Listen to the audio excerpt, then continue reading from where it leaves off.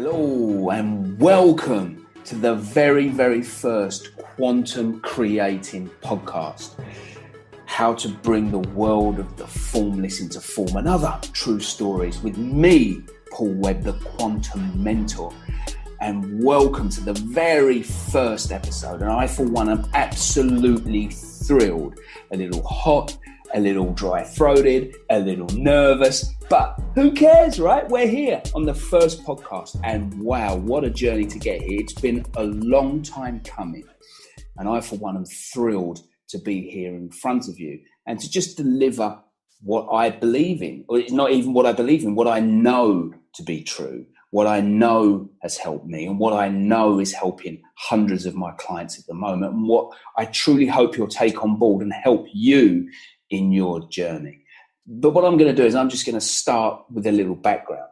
As I sit here with my journal, got all my content in, I sit here with my water because it's really, really hot today. And what you don't know is that I actually sit here for 5 minutes waiting to hit record on this podcast, simply because there was a car outside the house which was banging out the music, quite good tunes to be fair, but you would have picked that up. And it's kind of this thing where, okay, I'll wait for the car to go, then there will be no background noise, and then we can get going with the podcast. And, you know, that kind of thinking in many ways can hold us back and paralyze us for a long, long time.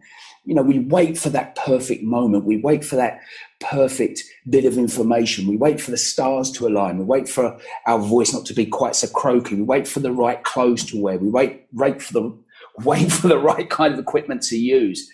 And really, truthfully, we don't have to wait for anything, because if we do wait, if we do hang on for that perfect moment, what we discover very, very quick is that it doesn't exist, at least not in this context. There is never the perfect moment. There will always be a car outside with the tunes banging. There will always be the scratchy throat. There will always be the not quite right equipment. It will always be not quite the right time. And you know what? You just have to click play.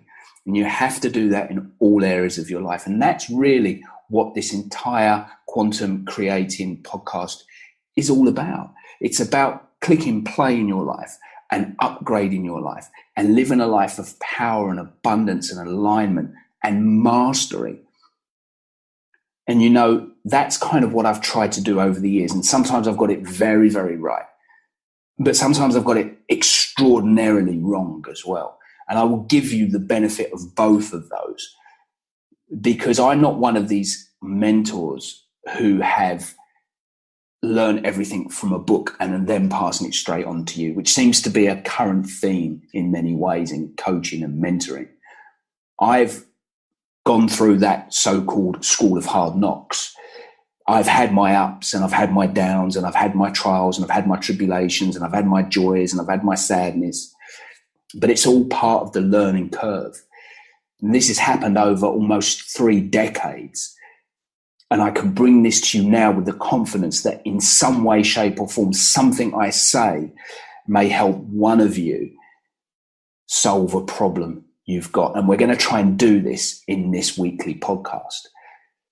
Now, I committed publicly to having this podcast up and running in July. So here we are.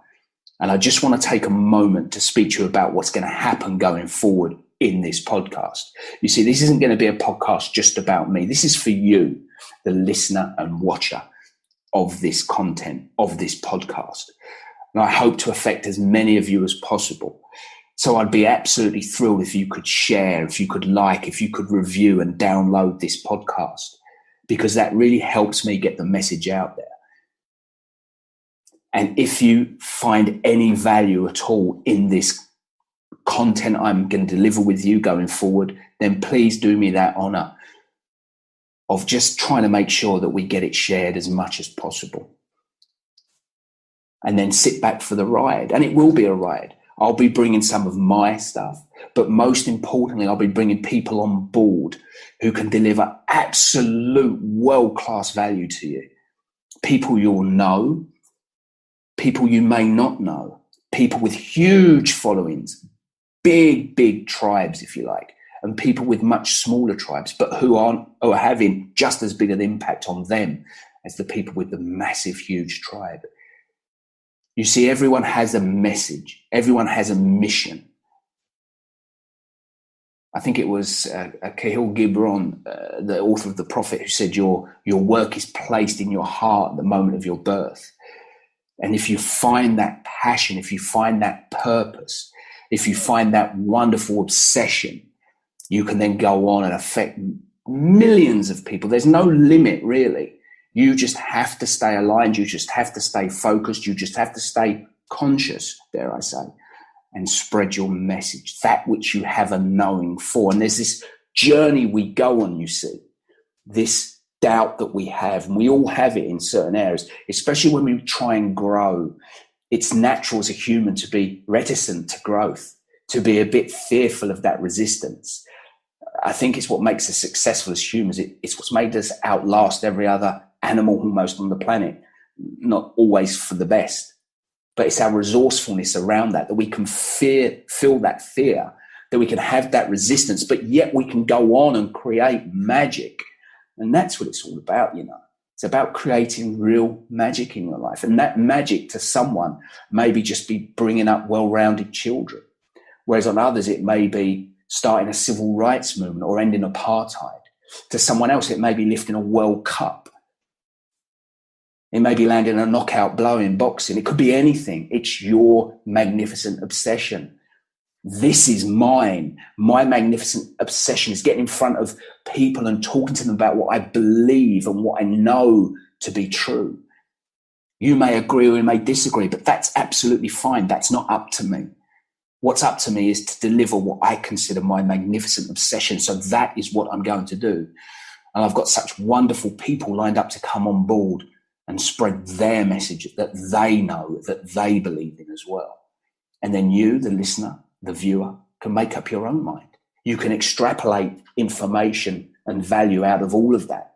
Try it. If it works, magnificent. You've moved forward. If it doesn't, don't worry. Put it to one side. You haven't failed.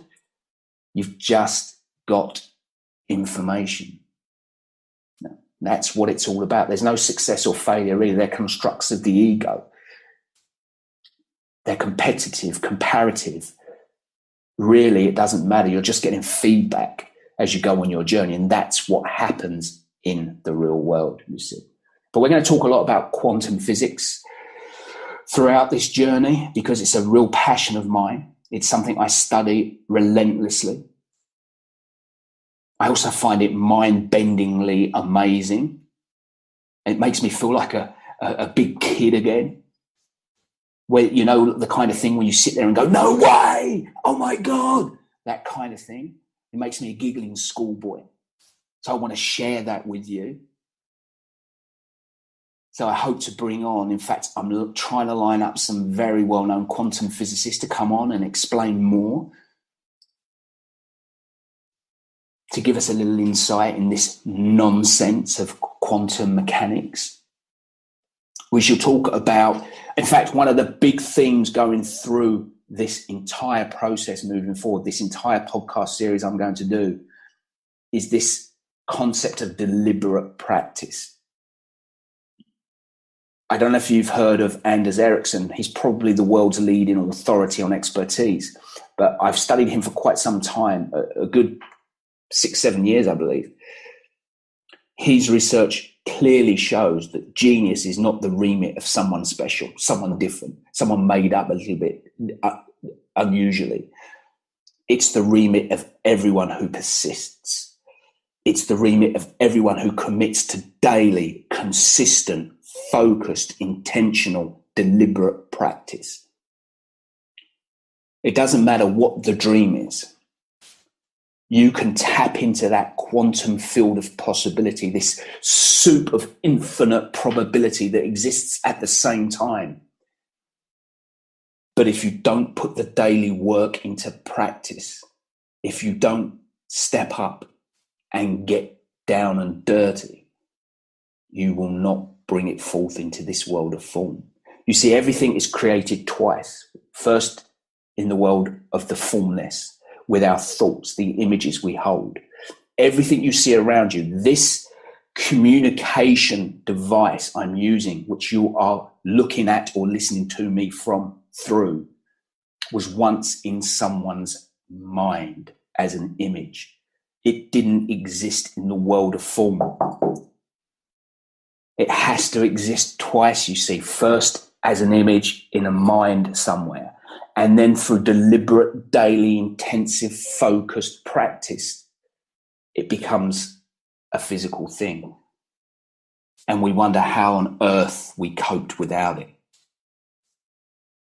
And that's something I encourage you all to do, to commit to daily practice in the direction of your worthy goal. You see, we are habitual creatures. Habits define us. To some degree, they make us or break us. I've got something written here. Someone I heard, I don't know, I can't remember where it came from, unfortunately, otherwise I'd reference it. But I heard this a wee while ago, that a habit is just a redundant set of automatic, unconscious thoughts, behaviors, and emotions. So if you think about that, it's something we acquire through repetition. So if you think about tying your shoelace, for instance, there would be one point where you just couldn't do it. You had no idea. And then through a process of repetition, you taught yourself how to tie a shoelace. And what you did from a neurological standpoint, you wired together cells of recognition, neurons and synapses that created this pathway through the nervous system to enable your body physically to complete a task without you having to go back through your banks of memories and say, how do I remember to do this? Right, I've got to take it in this hand. I've got to pull this together. I've got to do this loop. I've got to put my thumb there. You don't need to do that. You just automatically do it. Your body knows more intrinsically how to do it. It's more in tune than your mind in this instance. And that's a habit. And that's very, very powerful.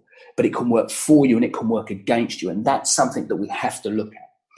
Because if your habits, let me backtrack. If you're not where you want to be in your life, it's going to be due to the actions you take, your behaviors, your habits, the narrative you tell yourself, the language you use, and ultimately the images you have in your mind.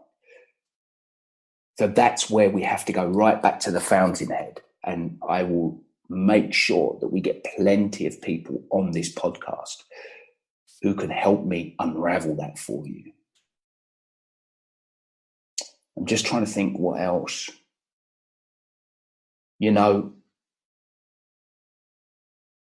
Remember one thing. Where you are now is absolutely perfect. We live in an age with this extraordinary time to be alive. If you think about it, most of you watching this now have already succeeded. You probably have a house or an apartment. There's certainly a place to stay. You have a device upon which to listen or watch this podcast. You have an internet connection, or you're somewhere with an internet connection. So you have at your fingertips more computing power than the Apollo astronauts had when they went to the moon just 5 decades ago. You've already won. The odds of you being here now, at this point in time and space, with what you have available to you, has been calculated at something like 1 in 400 trillion. Those are staggering odds. And yet you don't think you've won. You don't think you can succeed in anything. And yet you have everything you need right here, right now. You're not going to get anything else. You can't jump 500 years in the future and bring back that technology. You have it here now. And all you have to do is understand that. Let go of the doubt. You don't even have to believe. Just do what you do when you go to the movies. Suspend disbelief and get to work on the magnificent obsession. And over the coming weeks, myself and my guests will attempt to do that with you, to show you how exactly you can do that, to give you some idea of what's needed. But here's the thing. We can't make you do it. Only you can do it. And if you're looking for the magic bullet from someone else, you will be waiting for an awfully long time. So there we go. the Quantum Creating Podcast, episode number 1, with me, Paul Webb, the Quantum Mentor, is a wrap. How fabulous is that? I'm so excited, and I hope you're going to stay with me on this journey as we move forward. I have big, grandiose plans for this podcast, simply because I'm a man who loves big, grandiose plans. How will it go? Where will it end up? What will it look like? I don't know. And you know what? I don't really care. I will just turn up, record, share, and let it do its magic. I suggest you will do the same. Have a truly amazing week, and I'll see you next week.